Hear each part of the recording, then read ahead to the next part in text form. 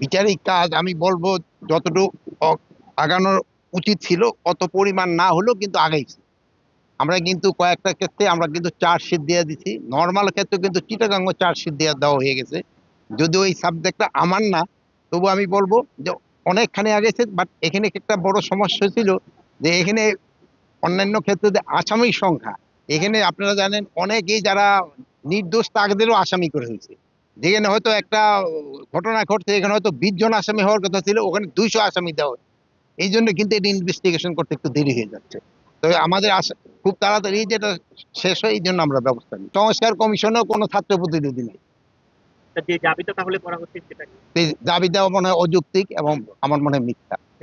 একটা জিনিস বিষয় ছিল, সেটা হচ্ছে যে সারা দেশে যে ভুয়া মামলা হচ্ছে, বলেছিলেন স্যার আপনি, এতে করে যারা সুবিচার প্রত্যাশী তারা সুবিচার বঞ্চিত হতে পারে, সেটি আপনি বলেছিলেন। না, সুবিচার বঞ্চিত হবে না, তারা সুবিচার পাবে, বাট ইনভেস্টিগেশন করতে একটু সময় লাগছে। শহীদদের জন্য আমরা এই মাসটাকে কত দিনের মাস করা হয়েছে আপনারা তো জানেন। 36 দিনে কিন্তু এই মাস, এই 36 দিনের জন্যই কিন্তু সরকারের তরফ থেকে একটা প্রোগ্রাম দিয়ে দেওয়া হয়েছে। এই প্রোগ্রামটা আপনারা সবাই জানেন, এবং এই প্রোগ্রামেরই একটা অংশ হিসেবে আমরা আজকে এখানে আসছি, এবং অন্যান্য প্রোগ্রামগুলি ধারাবাহিকভাবে চলতে থাকবে। জুলাই শহীদদের স্মরণে তাদের কাজ, তারা যেই তার জন্য সংগ্রাম করেছিলেন বাংলাদেশের মানুষের মুক্তির জন্য, সেই কাজ আমরা যেন বাস্তবায়ন করতে পারি, সেই লক্ষ্যেই আমরা চেষ্টা করছি। গৃহায়ণ অধিদপ্তরের পক্ষ থেকে 25 জুলাই নামে একটি প্রকল্প বাস্তবায়ন করা হচ্ছে। আজকে একটি নোটার কথা ছিল, এটা নিয়ে পত্র-পত্রিকায় বেশি লেখালেখি হচ্ছে। আপনি অবগত কিনা এই বিষয়ে আপনার টেকনিকের সদস্য হিসেবে তো অবশ্যই অবগত।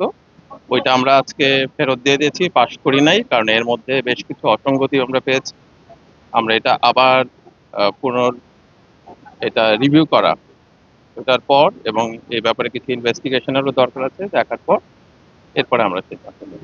কবরগুলা সারা দেশেই সংরক্ষণ বাঁধিয়ে দেওয়ার পরিকল্পনা অনুযায়ী কাজ হচ্ছে। আর সবচেয়ে বড় জিনিস যেটা, সেটা হচ্ছে যে গণভবনকে যে মিউজিয়াম, এটা জাদুঘর ফ্যাসিবাদের পতন পুরা ঘটনাটা 15-15.5 বছরের, সেটাকে আমরা সামনে রেখে এগিয়ে নিচ্ছি কাজ।